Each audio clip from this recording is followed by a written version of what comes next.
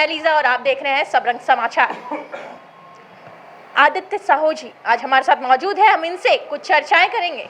ये चर्चाएं झारखंड में महिलाओं के हक और अधिकार की बात हम करते हैं, लेकिन जब उसकी सुरक्षा की बात आती है तो कई सवाल खड़े होते हैं। अभी फिर से दुमका में अगर मैं बात करूं तो पेट्रोल वाला मामला सामने आया। भले परिस्थितियां कुछ और है, लेकिन महिलाओं के साथ ये बर्बरता कब तक होगी? और कुछ ऐसे मुद्दे जिस तरीके से ओबीसी आरक्षण की बात की जा रही है और दिसंबर में इलेक्शंस होने वाला है, ऐसे में ओबीसी आरक्षण पे क्या कुछ कहेंगे? इन सभी चीज़ों पे और साथ साथ ईडी की जो कार्रवाई चल रही है उस पे जिस तरीके से जो बातचीत सामने आ रही है और बहुत ऐसे लोगों के नाम भी सामने आ रहे हैं, उन सभी मुद्दों पे आज हम इनसे चर्चा करेंगे। आज जिस तरीके से महिलाओं के बारे में हम बात करते हैं, महिलाओं को एक तरफ से हम शक्ति का रूप मानते हैं, पूजा करते हैं नारियों की, और उसके बाद ये सभी चीज़ें सामने आती है। झारखंड में खास करके कुछ ऐसे टिपिकल ज़िले जहाँ पे बताऊँ तो पर्टिकुलर जगह पे ही ये सभी चीज़ें हो रही है। क्या लगता है कहाँ जा रहा है राज? देखिए, जिस प्रकार से इस राज्य की आज स्थिति बनी हुई है, आम आदमी अपने आप को सुरक्षित महसूस नहीं कर रहा है।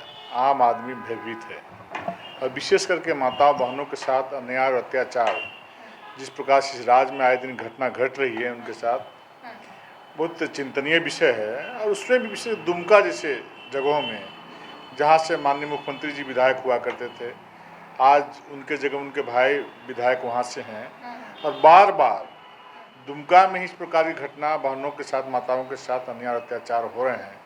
पेट्रोल छिड़क के आग लगा दिए जा रहे हैं, उनके साथ दुष्कर्म किए जा रहे हैं। तो इस बारे में मुझे लगता है कि सरकार को इन सारे विषयों पर कोई चिंता नहीं है, ना कोई चिंता करती है। अगर यदि घटना जब शुरुआत इस प्रकार की घटनाएं हो रही थी, उसी समय जो मुजरिम थे उन पर कड़ी से कड़ी कार्रवाई होती तो इस प्रकार के लोगों में भय होता।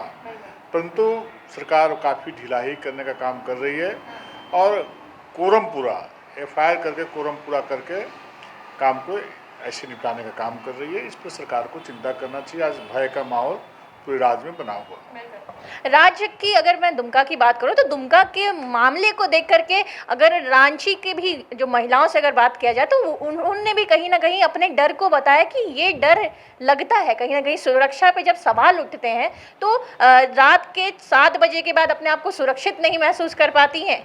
युवतियाँ कहाँ जाएगा? हम बात करते हैं कि हम दिल्ली मुंबई इन सभी की जगह खड़ा करेंगे, राज्य को उस तरीके से स्मार्ट सिटी या फिर स्मार्ट एक राज्य के रूप में लेकर के जाएंगे, लेकिन जब महिलाओं की बात आती है तो सुरक्षा इन सभी मुद्दों पे क्यों नहीं चर्चाएं होती? क्यों बस अपनी मतलब कि राजनीति आरोप प्रत्यारोप का खेल चलता है?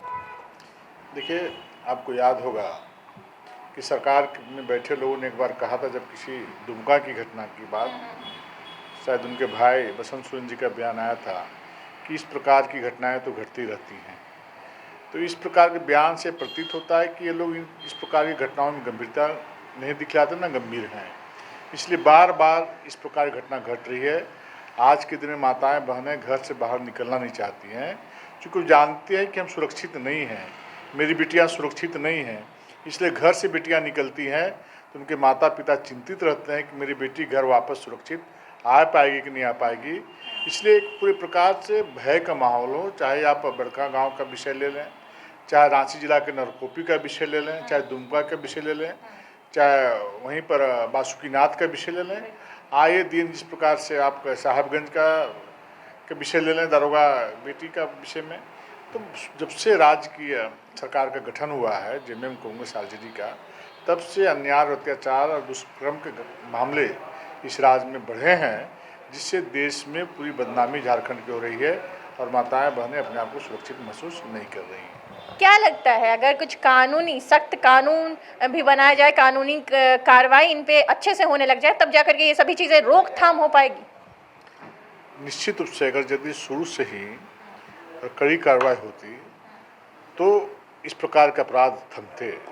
परंतु इस प्रकार के घटनाओं में भी लोग तुष्टिकरण की राजनीति करते हैं, भेदभाव करते हैं, समाज के साथ जोड़ के देखते हैं, जिसका परिणाम है कि इस प्रकार के घटनाओं में लोगों ने ढील देने का काम किया, कड़ी से कड़ी कार्रवाई करने का काम नहीं किया। वोट की राजनीति लोग कर रहे हैं ताकि समाज जाएगा कहाँ, और जिसका परिणाम है कि प्रत्येक दिन कोई न कोई समाचार पत्र में इस प्रकार की घटनाओं का सुर्खियों में बने रहना स्वाभाविक कार्य बन गया, स्वाभाविक क्रिया बन गई है। इसलिए आज बहुत दयनीय स्थिति, चौतरफा गिरावट इस राज्य का हुआ है। झारखंड का चौतरफा गिरावट हुआ। आज काफ़ी लोग चिंतित हैं इस राज्य के शासन और प्रशासन से। आदित्य जी, आपने एक चीज़, जहाँ तक कि मुझे लगता है, जब अंकिता वाला मामला आया था तब भारतीय जनता पार्टी सड़कों पे उतरी थी। उसके बाद वहीं से एक और मामला आया, तब भारतीय जनता पार्टी चुपचाप कैसे रह गई, तब सड़कों पे कैसे नहीं उतरी? भारतीय जनता पार्टी प्रत्येक दिन कोई न किसी कार्यक्रम के माध्यम से सरकार को चेतावनी देने का काम करती है। ऐसा नहीं है कि अंकिता के माध्यम घटना में उतरी और उनके घटना में नहीं उतरी। हमारे महिला मोर्चा की बहनों ने लगातार 1 सप्ताह तक राजभवन के सामने धरना दे करके सरकार को चेताने का काम किया था और बार बार धरना के माध्यम से, प्रदर्शन के माध्यम से सरकार को आगाह करने का काम किया जा रहा है। लेकिन सरकार चिर निद्रा में सोई हुई है। आपने देखा कि परसों दिन ही भारतीय जनता पार्टी के प्रदेश अध्यक्ष जी ने 263 प्रखंड हैं इस राज्य में, सभी प्रखंडों में 7 से 13 नवंबर के बीच में प्रदर्शन करने का कार्यक्रम बनाया है इन्हीं घटनाओं में। और फिर 19 से 23 नवंबर के बीच में सभी जिलों में विशाल प्रदर्शन किए जाएंगे ताकि सरकार चेतने का काम करे और इस प्रकार की घटनाओं पर लगाम लगाने का काम करे। लेकिन सरकार को इन विषयों में चिंता नहीं है। सरकार को अन्य विषयों में चिंता है कि हमारी तिजोरी कैसे भरे, हमारी सत्ता कैसे बची रहे, हमारे जो अपने लोग हैं वो अधिक से अधिक कैसे पैसे अर्जित करने का काम करें, कैसे अधिक से अधिक गरीब तरीके से गांव, गरीब किसान, मजदूर के ज़मीन को हड़पने का काम करें। इस प्रकार का आए दिन घटना घट रही है। इन सारे यदि जनता के प्रति संवेदनशील सरकार रहती तो इस प्रकार की घटनाओं में विराम लगता। लेकिन भारतीय जनता पार्टी आम लोगों की पार्टी है, गांव, गरीब, किसान, मजदूर की पार्टी है, सभी समाज, सभी वर्ग की पार्टी है और सबकी चिंता करती है। और इसीलिए भारतीय जनता पार्टी को आज ये जन समर्थन जो मिला है, जो केंद्र में हमारी सरकार बनी है और देश की दुनिया की सबसे बड़ी पार्टी बनी है, यही कारण है कि भारतीय जनता पार्टी के कार्यकर्ता समाज में रहने वाले अंतिम व्यक्ति से सरोकार रखते हैं, नाता रखते हैं। दुख और मुसीबत उसके घर के दरवाजे पे जा करके उसको मदद करने का काम करते हैं, सहयोग करने का काम करते हैं। आदित्य जी, जिस तरीके से ईडी काम कर रही है, ईडी की पूरी तरीके से ईडी अब नकेल कसने में लगी है बहुत सारी चीज़ों पे, तो क्या लगता है किस ओर जा रही है ईडी की कार्रवाई? और जो लोगों के नाम सामने आ रहे हैं, कहीं फ़ोन पे बात करते हुए दिख रहे हैं, कहीं कुछ, तो उन सभी चीज़ों पे क्या कुछ कहेंगे आप? देखिए, अन्याय का भी अंत होता है और पाप का घड़ा फूटता है। जब से राज्य में इनकी सरकार बनी है, जेएमएम, कांग्रेस, आरजेडी का, आपने देखा होगा कि विकास के सारे कार्य ठप पड़े हुए हैं। बिजली के ट्रांसफार्मर जलते हैं तो ट्रांसफार्मर 3-3 महीने तक लगते नहीं हैं और लगता भी है तो ट्रांसफार्मर को रिपेयर करके लगाया जाता है, जो लगने के बाद तुरंत फिर ब्लास्ट कर जाता है या ख़त्म हो जाता है। तो आज बहुत विचित्र स्थिति बन गई। गांव के लोग या शहर के लोग अंधेरे में रहने को मजबूर हो गए हैं। तो इन बारों में सरकार के बैठे लोगों को चिंता नहीं है। उनके जो भी सरकार के नज़दीक हैं, चाहे सरकार में जो बैठे हुए लोग हैं, वो सिर्फ अपने स्वार्थ की राजनीति कर रहे हैं। चाहे अपने सहयोगी, चाहे अपने संबंधी कैसे मजबूत हो, कैसे अकूत संपत्ति हम अर्जित करने का काम करें, इसकी चिंता कर रहे हैं। आपने देखा कि ईडी के माध्यम से जिस प्रकार से खुलासा नित्य प्रतिदिन खुल रहे हैं। आपने देखा कि जिस प्रकार से जेल में जो 70 कैदियों के रहने का जो हॉल है, उसको खाली करा करके जो कैदी, जो आरोपी जा रहे हैं जेल में, उनके लिए कमरे आवंटित की जा रहे हैं ताकि उनको कहीं कोई दिक्कत न हो। जेल के अंदर से संबंधित डीसी और एसपी से जो आरोपी हैं वो मोबाइल से बात कर रहे हैं। तो इसका मतलब है कि सरकार वैसे आरोपियों को समर्थन दे करके जेल में भी किसी प्रकार का कष्ट होने देखना नहीं चाहती है और उसको भी वहाँ सहयोग करने का काम करती है। और वहाँ से भी कंट्रोल, राज की चाबी अपने पास रख करके डीसी एसपी के माध्यम से वहाँ पर भी भ्रष्टाचार को जारी रखने का काम कर रहे हैं। मतलब आप ये साफ साफ कह रहे हैं कि सरकार संरक्षण दे रही है इन लोगों को, जो लोग इन सभी चीज़ों में सामने आ रहे हैं, जिन लोगों के नाम सामने आ रहे हैं। निश्चित रूप से तो कार्य बतला रहा है। वो तो आए नित्य प्रतिदिन समाचार पत्र में समाचार आ रहे हैं। बताइए, प्रेम प्रकाश जी के यहाँ, माननीय मुख्यमंत्री जी के यहाँ अंगरक्षक जो हैं, उनकी राइफल उनके घर में मिलता है, तो ये क्या है? संरक्षण है तो क्या है? आखिर किसने अधिकार दिया था उन अंगरक्षकों को वहाँ रखने के लिए, वहाँ पर उनका पिस्तौल रखने के लिए? भारतीय जनता पार्टी ने तो नहीं कहा था। तो इस प्रकार की घटना कैसे घट रही है? इतनी लापरवाही कैसे है? इसका मतलब है कि चंद लोग इस सरकार को चला रहे हैं, जिनका जनता से दूर दूर तक कोई सरोकार नहीं है। और यदि सरोकार है तो अपने बाल बच्चों, अपने परिवार के प्रति सरोकार है, जिनके लिए वो अकुत संपत्ति अर्जित करने का गलत तरीके से प्रयास कर रहे हैं। सरकार आपकी द्वार कार्यक्रम चल रहा है पूरे राज्य में। सरकार आपके द्वार कार्यक्रम में सभी मंत्री, सभी जो लोग हैं जा रहे हैं, लोगों के घर घर तक उनकी बातों को, उनकी शिकायतों को सुन रहे हैं। क्या लगता है ये सभी चीज़ें कितनी सफल हो पाएगी, या फिर इसके पीछे भी कोई राजनीति है? देखिए, गांव में जाने से पहले जेएमएम, कांग्रेस और आरजेडी के लोगों को चिंता करना चाहिए कि चुनाव से पहले जो आपने घोषणा पत्र जारी किया था, उन घोषणाओं का क्या हुआ। इन्हीं लोगों ने कहा था कि हम 5 लाख युवाओं को रोजगार देंगे। कितने लोगों को रोजगार दिया?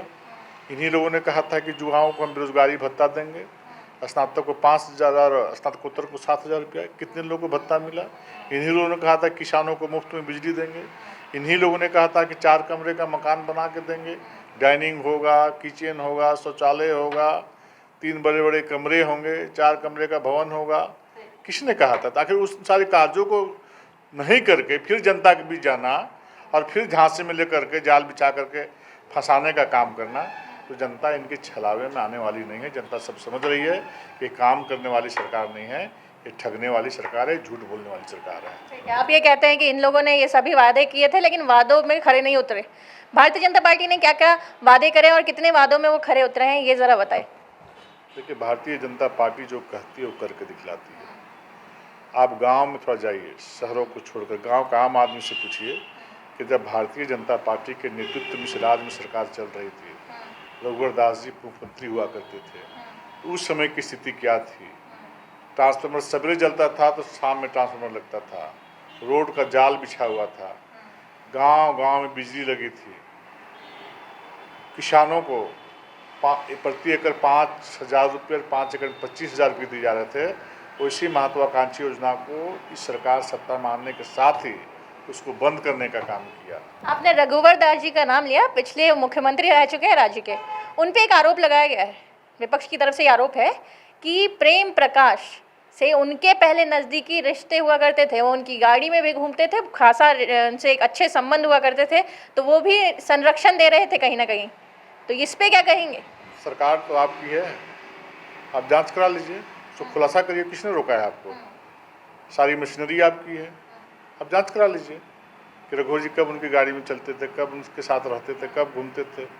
पूरा तंत्र आपके साथ है, उसको क्लियर करना चाहिए। तो सिर्फ आरोप लगाने से नहीं होगा, पूरा मशीनरी आपके साथ है, पूरा प्रशासन आपके साथ है, पूरी सरकार में आप बैठे हुए हैं। और किसको इस तरह की बात बतला करके धोखा देना चाहते हैं, इसलिए उसको उजागर करना चाहिए यदि उस तरह की बात है। तो इस प्रकार का आरोप लगाने से कोई मानने वाला नहीं है। बहुत बहुत शुक्रिया आपका। जिस तरीके से अभी राज्य के हालत है, राज्य के हालात में एक तरफ से सुरक्षा को लेकर के बहुत ही कड़े सवाल उठ रहे हैं, लड़कियों की सुरक्षा, एक बेटी की सुरक्षा को लेकर के सवाल उठ रहे हैं। वहीं दूसरी तरफ ईडी की खासा कार्रवाई, ईडी की कार्रवाई तेज चल रही है। ईडी की कार्रवाई में कई नाम सामने आए हैं और सरकार से कहीं ना कहीं इनके एक अच्छे संबंध भी बताए जा रहे हैं। इस पे विपक्ष पूरी तरीके से घेरने को तैयार है।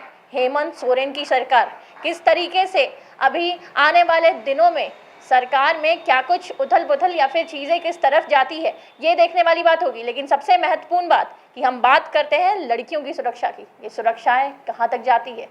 सरकार योजनाएं चला रही है, एक योजना सरकार आपके द्वार जा कर के सभी चिट्ठियाँ बटोर रही हैं कि क्या कुछ जो युवा है, जो लोग हैं, उन्हें क्या कुछ समस्याएं हैं, लेकिन इन समस्याओं के समाधान कब होंगे वो देखने वाली बात होगी।